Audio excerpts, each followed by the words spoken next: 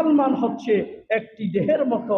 একজন মুসলমান যদি অসুস্থ হয়, আরেকজন মুসলমানকে অসুস্থ হয়ে যেতে হবে। আরেকজন মুসলমান যদি কষ্টে থাকে, তোমাকে কষ্ট অনুভব করতে হবে। এর নাম মুসলমানি, এর নাম ভ্রাতৃত্ব, এর নাম হচ্ছে ঈমানদারি। আসুন সম্মানিত ভাই বন্ধুগণ, আমরা শুধু নিজে নয়, পার্শ্ববর্তী যারা মুসলমান আছে, দুঃখে সুখে তাদের পাশে থাকি। অন্তত পক্ষে তার থেকে কিছু যদি নাই পাই, আল্লাহ রাব্বুল আলামিন গ্যারান্টি দিয়েছেন, এর বিনিময় আমি আল্লাহ নিজ হাতে দেব। বলে সুবহানাল্লাহ। আল্লাহর প্রিয় হাবিব বলেন, আল মুসলিমু আখুল মুসলিম।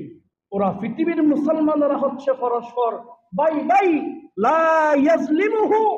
একজন মুসলমান আরেকজন মুসলমানকে জুলুম করতে পারে না। ওয়ালা ইউসলিমুহু। একজন মুসলমান আরেকজন মুসলমানকে ধ্বংসের দিকে ঠেলে দিতে পারে না। ওমান কানা ফি হাজাতি আখিহি।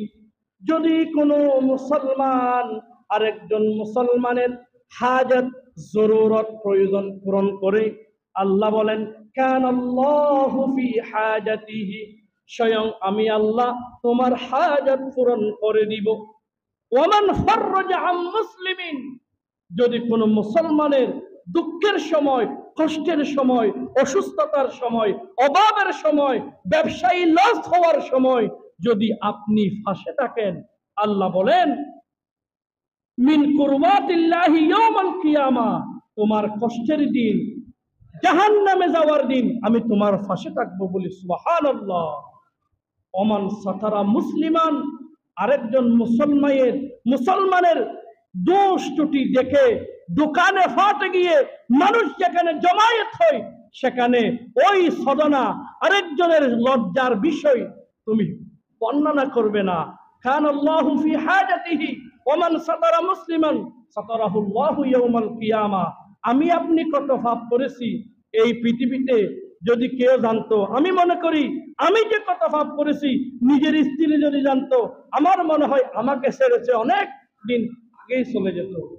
আল্লাহ বলেছেন আরেকজন ভাইয়ের দোষ ত্রুটি দেখে যেখানে সেখানে বর্ণনা করবে না, গোপন রাখবা। তোমার দুনিয়ার সমস্ত গোপন বিষয় আল্লাহ দুনিয়াতে যেমন গোপন রেখেছেন, সেই রকম গোপন রেখে তোমাকে জান্নাত দিয়ে দিবে। বলে সুবহানাল্লাহ। আসুন সম্মানিত ভাই বন্ধুগণ, মুসলমানের দুঃখে সুখে তাদের পাশে থাকি। এখন পাকিস্তান ভারত তুমুল উত্তেজনা। আমাদের এখানে নামদারি মুসলমান, তার ভিতর ইমানের কোনো অংশ নেই, সে ভারতের পক্ষে নেই। আপনি কিভাবে ভারতের পক্ষে নেবেন? আপনার কি ন্যূনতম ইমান নেই? ইন্নামাল মুমিনুনা ইখওয়া। মুসলমান ভাই ভাই। পাকিস্তানের যদি পরাজয়, তাহলে বাংলার পরাজয়।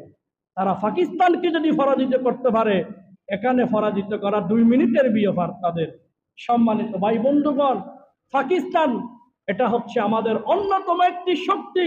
সাবকন্টিনেন্টের অন্যতম পাওয়ারফুল মুসলমান কান্ট্রি হচ্ছে পাকিস্তান।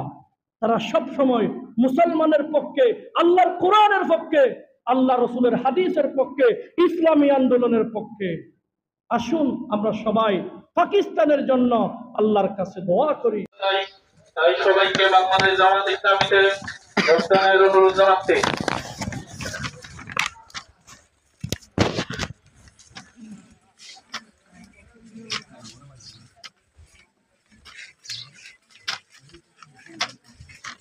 প্রিয় এলাকাবাসী, আসসালামু আলাইকুম। আমরা এসেছি বাংলাদেশ জামাত ইসলামের পক্ষ থেকে কেন্দ্র ঘোষিত গণসংযোগ পক্ষ পালন করতে।